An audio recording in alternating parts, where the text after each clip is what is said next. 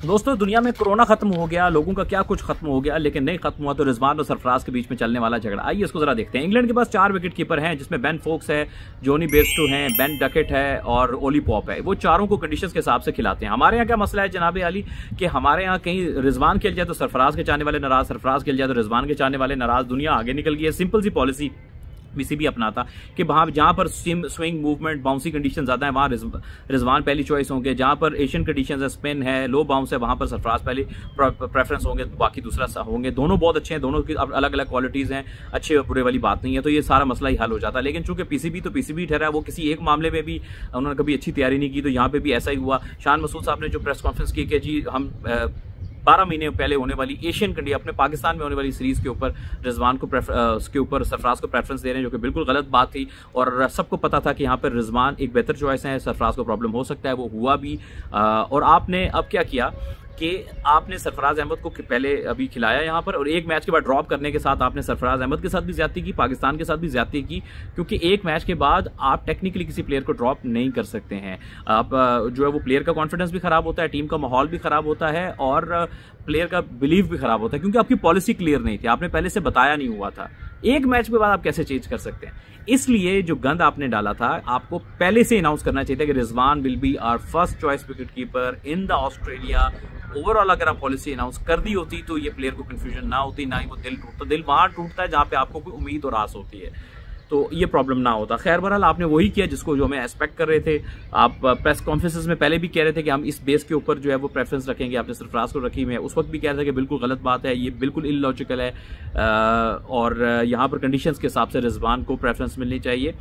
Second preference जहाँ पर रिजवान सरफराज को होनी चाहिए। एशिया में चले जाएं तो सरफराज पहली प्रेफरेंस पे आ जाएं, रिजवान सेकंड प्रेफरेंस पे आ जाएं, डिपेंड अपॉन कि अगर किसी की फॉर्म ना इतनी खराब हो जाए कि आपको चेंज करना पड़े।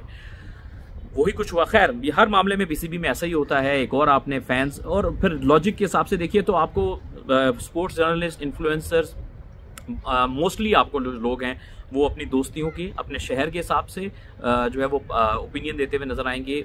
उनको आपको लॉजिक से कम देते नजर आएंगे, यानी अच्छी लॉजिक के साथ बात कम करेंगे। फैन से तो कुछ शिकवा ही नहीं है ना। देखिए वो तो मासूम लोग होते हैं, वो तो ये लोग जो ओपिनियन बनाते हैं उसी हिसाब से अपनी ओपिनियन को ड्राइव कर लेते हैं। आप देखिए कि कितने लोगों ने इस कंडीशंस के हिसाब से बात की होगी, कितने स्पोर्ट्स जर्नलिस्ट ने बात की होगी, लॉजिक के साथ डिटेल्ड में एक्सप्लेन करने की कोशिश की होगी, तो आपको ट्विटर के ऊपर या सोशल मीडिया पे बहुत कम लोग नजर आएंगे। सिर्फ ये जरूर शोर मारते हुए नजर आएंगे, ओहो रिजवान को ड्रॉप कर दिया, रिजवान का बंदा था, ये ज्यादती हो गई, या सरफराज को ड्रॉप कर दिया, ज्यादती हो गई, इतनी इनिंग्स के बाद ड्रॉप किया, इतनी इनिंग्स में सिर्फ फेल हो गया। तो ये शोर है, यानी शोर है, शोर ज्यादा लॉजिक कम। ये तो बात कुछ कहनी थी। फिर बात करते हैं जी और मजीद जो चेंजेस हुई हैं। फहीम अशरफ बाहर हुए, ऑन द कार्ड्स था, और उसके बाद अब बहस रह गई कि जी मीर हमजा खेलेंगे, हसन अली खेलेंगे। हसन अली और मीर हमजा की अपनी अपनी क्वालिटीज़ हैं। अगेन मैं दोनों अच्छे प्लेयर हैं। हसन अली को एक्सपीरियंस ज़्यादा है इंटरनेशनल क्रिकेट में, लाइन लेंथ बड़ी अच्छी है, लेकिन जो उनकी पेस अब जो उनकी पेस है और मीर हमजा की पेस में कुछ ज़्यादा फ़र्क नहीं है। मीर हमजा के पास न्यू बॉल का थोड़ा स्किल ज़्यादा है, ने दोनों स्विंग करते हैं ऑस्ट्रेलिया में। तो खुरम शहजाद ने मजीद क्लियर किया कि अगर आपके पास लाइन और लेंथ अच्छी है तो 130 और उसके आसपास भी आप अच्छा सर्वाइव कर सकते हैं। तो मेरा ख्याल ये है, आपकी कोई भी आप राय अपनी रख सकते हैं इसके ऊपर, ये अच्छा डिबेटेबल पॉइंट है। मेरा ख्याल है कि मीर हमजा को खिला देना चाहिए इस सेकंड टेस्ट मैच में। और बाकी मैं तो ये चाहता था कि इस सेकंड टेस्ट में आप जो है वसीम जूनियर को खिला दें। हालांकि मैं ये वनडे फॉर्मेट से टेस्ट खिलाने के बिल्कुल हक में नहीं हूँ और मैं हमेशा इस पर बात करता रहूँ, लेकिन चूंकि आप लोगों की सिलेक्शन इतनी शानदार थी कि कोई चॉइस ही हमारे पास नहीं है, तो फिर आप उसको खिला दें। और साजिद खान का कोई फायदा नहीं होगा, क्योंकि साजिद खान का ये है ना कि जो ऑस्ट्रेलिया होता है, ऑस्ट्रेलिया में आपकी ओवर स्पिन ज़्यादा होती है, यानी जो स्पिन के ऊपर जो बाउंस होता है ना, बाउंस से ज़्यादा आप बेसिकली आउट करते हैं। ऑस्ट्रेलिया में स्पिन की जो रिक्वायरमेंट है वो डिफरेंट हो जाती है, और या बहुत ही एक्स्ट्रा ऑर्डिनरी स्पिनर हो, ऑफ स्पिनर हो, जैसे अश्विन है जिसके पास वैरायटी बहुत है, कैरम बॉल भी करते हैं और बैक फुल ऑफ ट्रिक्स।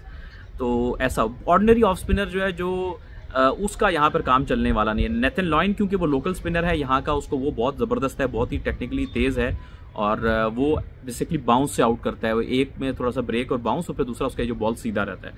तो मुझे नहीं लगता कि साजिद खान को ज़्यादा वैल्यू ऐड करेगा। उसकी बॉलिंग ऑस्ट्रेलियन कंडीशंस में और आगा सलमान में कोई 19-20 का ही फ़र्क होगा, ज़्यादा फ़र्क नहीं होगा। तो फिर इसको देखते हुए आपका बेहतर था कि आप आगा सलमान को खिलाते, लेकिन अब मुझे लगता है कि जो देख रहा हूँ 12 कि साजिद खान खेलेंगे। ये ज़रूर कर सकते हैं कि वर्कलोड मैनेज करने में हेल्प कर दें, एक तरफ से ओवर ज़्यादा कर दें वो। बाकी माइट भी आई एम रॉन्ग, हो सकता है जो नताइज हैं वो मुख्तलिफ हों, लेकिन मेरा ये ख्याल है कि वो कोई ज़्यादा वैल्यू ऐड करेंगे नहीं। मैं तो चाहता था कि आप आगा सलमान से ही ऑफ स्पिन के तौर पे उसको खिलाएं ऑन दिस टूर ऑस्ट्रेलिया के कंडीशंस के हिसाब से। बाकी ये कि कई लोग कह रहे थे कि मेलबर्न में इस तरह बाउंस नहीं होगा। देखिए बाउंस ऑस्ट्रेलिया में होता है, बाउंस इज कांस्टेंट, बाउंस नहीं कभी ऑस्ट्रेलिया में खत्म होता। बाउंस कम और ज्यादा होगा, यहाँ पर पर्थ में बहुत ज्यादा बाउंस होता है, यहाँ मेलबर्न में उसके मुकाबले में थोड़ा कम होगा, लेकिन बाउंस बाउंस होता है, बाउंस रहेगा। बाउंस का फैक्टर ऑस्ट्रेलिया में आउट नहीं होगा अनलेस के बहुत ही कोई ऐसा विकेट आपको मिल जाए, तो बाउंस फैक्टर कभी खत्म नहीं होता है। और जो प्लेयर अपराइट रहता है, जिसको कट पुल खेलने की बेहतर सलाहियत है, जिसकी बैकफुट की गेम बेहतर होगी, वो इन कंडीशंस में जेनेरिक सी बात है कि बेहतर सर्वाइव करने की उसकी प्रोबेबिलिटी की बात होगी, प्रोबेबिलिटी उसकी ज़्यादा होगी। बाकी best of luck to Pakistan. सुबह 4:30 का अलार्म लगाना पड़ेगा। कौन कौन लगाएगा? पहले टेस्ट में मैं थोड़ा सा बीच बीच में कभी उठा, थोड़ा देखा, फिर सो गया, एक अजियत की हालत में जो है वो मैच देखा। बड़े हो गए, अब उम्र का तकाजा ऐसा हो गया कि बचपन में तो कभी फील भी नहीं होता था, लेकिन अब तो होता है। तो दोस्तों ये थी कुछ वीडियो, दिल की कुछ बातें थी जो आप लोगों के साथ कह दी। आप अपनी राय भी रख सकते हो, आप क्या समझते हैं, आप क्या कहते हैं, राय दो भी, जो भी दें यार, लेकिन थोड़ी हर टॉपिक पे रिसर्च करके लॉजिक के साथ।